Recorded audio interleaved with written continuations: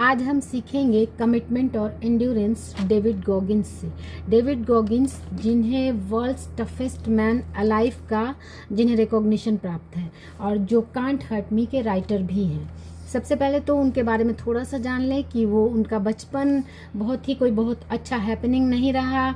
उनके माता जी को उनके पिताजी उनके सामने मारते पीटते थे जानबूझकर ताकि वो डरें, और वो उन्हें कलर की वजह से भी बहुत अब्यूज़ किया जाता था। लेकिन जब वो बड़े हुए तो उन्होंने फाइनली नेवी सील ज्वाइन करने का डिसाइड किया। नेवी सील जो कि काफ़ी ट्रेंड होते हैं और उनकी ट्रेनिंग बहुत टफ होती है। तो जब उन्होंने नेवी सील ज्वाइन करने के बारे में डिसाइड किया तो सबसे पहले उनके पास चैलेंज था कि उनका वेट बहुत ज़्यादा था, तो उन्हें 50 केजी 2 मंथ में कम करने थे।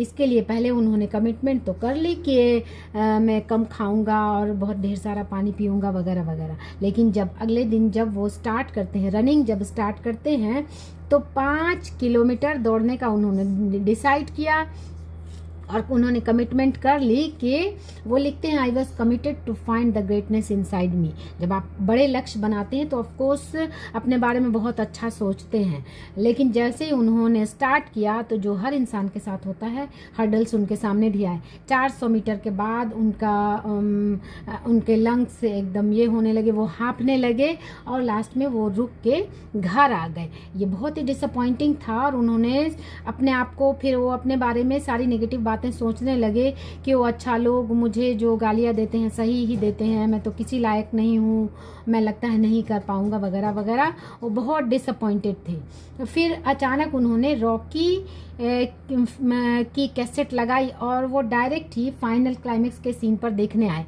तो उन्होंने देखा कि उन्हें रेफरी कहता है कि सरेंडर करने के लिए बोलता है कि चलो अब गिव अप कर दो, अब तुम अपने आप को प्रूव कर चुके हो। लेकिन हीरो ने सरेंडर नहीं किया, उन्होंने गिव अप नहीं किया और फाइनली उसके अपोनेंट भी देखते रह गए। तो ये देखकर उन्हें बहुत झटका लगा और उन्होंने मिल्क शेक की बोतल डस्टबिन में फेंकी और फिर से वो दौड़ने के लिए निकल पड़े। आखिर में वो 1.5 यानी 1.5 किलोमीटर पहुंचते ही उनको बहुत ज़्यादा पेन होने लगा, घुटने में दर्द होने लगा, और लेकिन वो इतना ज़्यादा दर्द हुआ लेकिन वो आगे बढ़ते गए, चलते गए। अंत में उन्हें और दर्द धीरे धीरे फिर वो दर्द कम होते गया।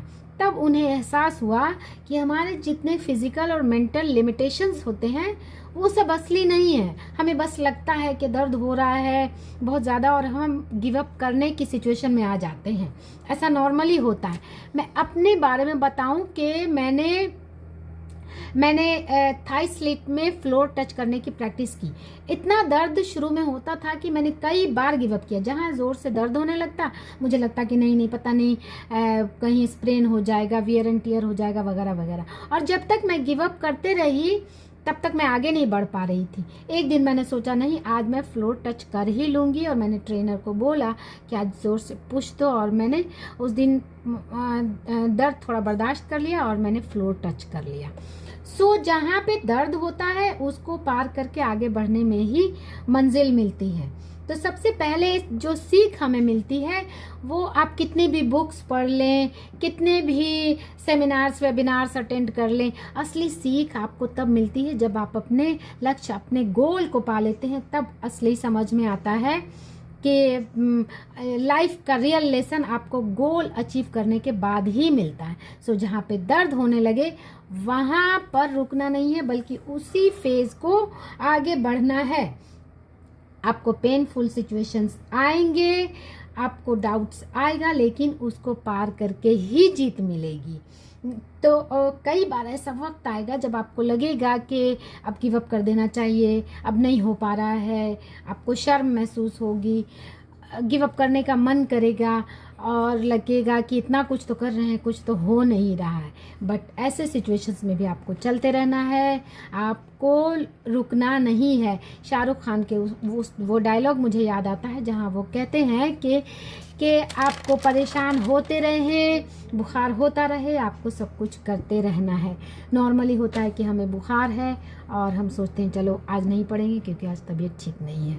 मैं आपको बताऊं, मुझे बुखार था तभी जब मैं जिम जाती थी और अभी भी जाती हूँ, तो मैं फीवर में भी गई और फीवर उससे जल्दी ठीक हो गया मुझे, रादर देन कि मैं पहले सोचती थी बुखार अगर आ जाए तो 2-3 दिन ऐसे ही निकल जाते हैं। सो वो कहते हैं कि बुखार होता रहे, परेशान होते रहे, आपको सब कुछ करना पड़ेगा, तभी मंजिल मिलती है, तभी गोल मिलती है। यानी एंड्योरेंस और कमिटमेंट वो आसान नहीं होता है। आप कमिटमेंट कर लेते हैं लेकिन वहाँ पर आपको गिव अप करने की सिचुएशंस आती है, क्योंकि यहाँ पर हमारा माइंड गेम खेलता है।